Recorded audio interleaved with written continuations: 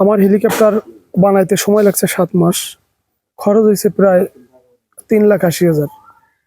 আমাদের গ্রামের ভিতরেই যে মিস্ত্রি আছে ভুটিয়ামারি বাজারে, তাদেরকে আমি দেখাইছি, বিভিন্ন রকম দেখাই দিয়েছি, যেভাবে দেখাইছি তারা সেভাবে করছে।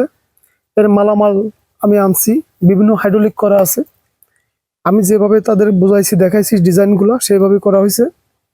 আর এখনো কিছু কাজ বাকি আছে, আরো প্রায় 2 লাখের মতন খরচ হবে। কিন্তু এটা আপাতত পারতেছি না, কারণ আমরা তো আর বড় লোক না, গরিবের ছেলে।